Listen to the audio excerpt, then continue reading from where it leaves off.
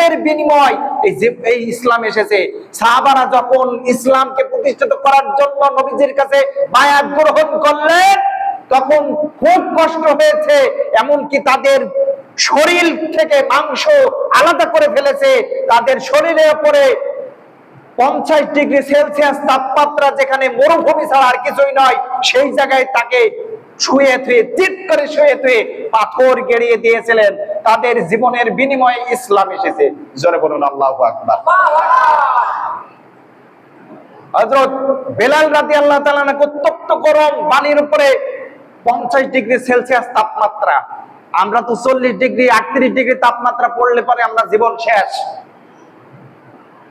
আমরা পানি খেতে খেতে আমরা সেই দিন মানে আর আমাদের সময় চলে যায়। আমরা সেদিন যেদিন 38-40 ডিগ্রি তাপমাত্রা পড়ে আমাদের এই বাংলাদেশের ভিতরে, সেই দিন মনে হয় 5 থেকে 7 লিটার পানি খাই আমরা। আর মাঠে কাজ করার মতো, বই চাষ করার মতো আর আমাদের সুযোগ থাকে না। মানে ছায়া যেখানে পাই সেই জায়গায় যেতে পারলেই মনে হয় জীবনটা আমাদের শান্তি লাগে। কিন্তু সেখানে 45 থেকে 50 ডিগ্রি সেলসিয়াস তাপমাত্রা, এই তাপমাত্রার উপরে হযরত বেলালকে শুয়ে দিলেন। আর আবু জেহেল, আবু লাহাব, উতবা, সাইবা এইসব মানুষগুলো যখন কষ্ট দিতে লাগলেন, তখন আবু জেহেল বললেন, বেলালকে কষ্ট দেওয়ার জন্য তোমরা বড় পাথর নিয়ে আসো, অনেক বড় পাথর, যে পাথরের ওজন হিসাব করলে দেখা যায় 25 কেজি থেকে 1 মণ ওজনের পাথর তার বুকের উপরে চেপে দিয়েছেন। হযরত বেলালকে বলতেছেন, ও বেলাল, তুমি যদি এই মুহূর্তে মুহাম্মাদের ধর্ম থেকে পদত্যাগ না করো, মুহাম্মাদের ধর্ম তুমি যদি পরিত্যাগ না করো, আমি তোমাকে আরো কষ্ট দেব। হযরত বেলাল রাদিয়াল্লাহু তাআলার মুখ থেকে কথা বের হয় না, কারণ বুকের উপরে পাথর, কথা বের হবে কিভাবে? হযরত বেলাল রাদিয়াল্লাহু তাআলার মুখ থেকে শুধু একমাত্র একটা আওয়াজ আসতেন, সে আওয়াজটা হলো আহাদ, আহাদ, আহাদ। হযরত বেলাল রাদিয়াল্লাহু তাআলাকে বলতেছেন, আবু জেহেল তার নেতৃবৃন্দ লোকজন বলতেছেন, তুমি যদি ধর্মটাকে এখনো যদি তুমি না ছাড়ো, আমি তোমাকে আরো কষ্ট দেব। বিভিন্ন সময় বিভিন্ন কষ্ট দিলেন। তারপরে বললেন, তার দড়ি নিয়ে আসো। দড়ি নিয়ে আসার পরে বেলাল রাদিয়াল্লাহু তাআলা গলায় পরিয়ে দিলেন। আর এই উত্তপ্ত গরম পানির ভিতরে তার আর কষ্ট সহ্য হয় না। তার ওই পাথর যখন তার বুকের উপরে চাপালেন, তখন অটোমেটিক বালির ভিতরে যখন দেবে গেল, ওই গলার ভিতরে রশি দিয়ে টানতে টানতে ওই মরুভূমির ভিতরে তারা ঘোড়ার পায়ের সাথে তার রশি লাগাই দিল, আর টানতে টানতে নিয়ে যাচ্ছেন ওই মরুভূমির ভিতরে। এত কষ্ট দেয়া হয়েছে হযরত বেলালকে।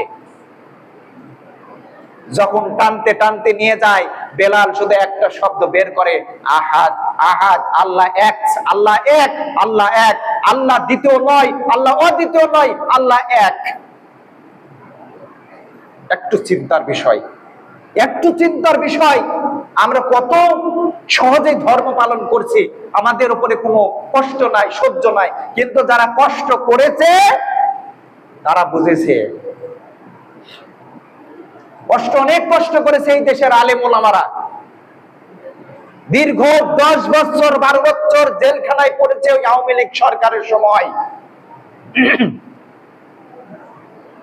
হযরত আল্লামা দেলোয়ার হোসেন সাঈদী সহ যেই সব আলেম ওলামাগণ জেলখানার ভিতরে অনেক কষ্ট সহ্য করেছে, অনেক কষ্ট তারা পোয়াতে হয়েছে তাদেরকে।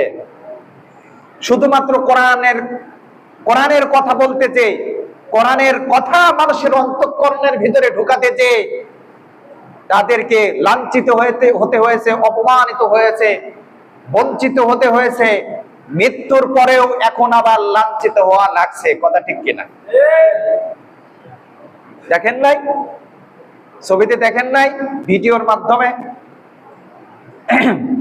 আল্লামা দেলোয়ার হোসেন সাঈদী সাহেব, যার মুখ দিয়ে কোরআনের কথা বের হয়েছে, যার মুখের কথা শুনে হাজার হাজার ইহুদি, খ্রিস্টান, হিন্দু, বৌদ্ধ, নাসারা যারা আছে তারা ইসলামের সুশীতল ছায়াতলে স্থান গ্রহণ করেছে কোরআনের কথা শুনে। যার মুখ থেকে, তার পবিত্র মুখ থেকে কোরআনের কথা ছাড়া কোনো কথা বের হয় নাই। এই কোরআনের কথা, এই কোরআনের যত অ্যানালাইসিস আছে, যত গবেষণা আছে, যত ব্যাখ্যা বিশ্লেষণ আছে, সব এই আল্লামা দিলওয়ার হোসেন সাঈদী সাহেব একের খুঁটে খুঁটে খুলে খুলে মানুষের সামনে তাফসীর করে বর্ণনা করেছেন। আর তার ছবি বিকৃত করে তার মুখে লাথি মারা হয়েছে, এটা কোনো মুসলমানের বাচ্চা করতে পারে না। আমরা বলতে চাই, এই সমস্ত মানুষগুলা বৈধ সন্তান নয়। এরা যদি বৈধ সন্তান হতো, একজন আন্তর্জাতিক খ্যাতি সম্পন্ন মুফাসসিরে কোরআন, যার মৃত্যু হয়ে গেছে, যিনি শহীদ হয়ে গেছেন, তার ছবি টাঙায়া মানুষের সামনে ভিডিও করছে এবং প্রকাশ্যে তার মুখে লাথি মারছে, এটা কোনো মুসলমানের বাচ্চা করতে পারে না। এটা কোনো জারজ সন্তান ছাড়া এটা এই কাজ করতে পারে না। আমরা তার জন্য হেদায়েত আল্লাহর কাছে চাই, আর না হলে অচিরেই যেন ধ্বংস হয়ে যায়। আমরা এটা মুসলমান আপমার জনতার একজন মুফাসসির ছিলেন, কোন আওয়ামী লীগ ছিল না, কোন বিএনপি ছিল না, কোন জামাত ছিল না, জাসদ ছিল না, কোন চরমোনা ছিল না, কোন হেফাজত ছিল না, সকলেই তাকে ভালোবাসতো। কি বুঝাতে চাচ্ছে এটা নিয়ে? মানুষের অন্তরে সকলের জায়গা। আপনি দেখেন, 15 বছর বয়স যার, 16 বছর বয়স যার, সেও আল্লামা দেলোয়ার হোসেন সাঈদীর ওয়াজ শুনে সেও তার মনে জায়গা করে নিয়েছিল, এই আল্লামাকে অন্তঃকরণে জায়গা দিয়েছিল।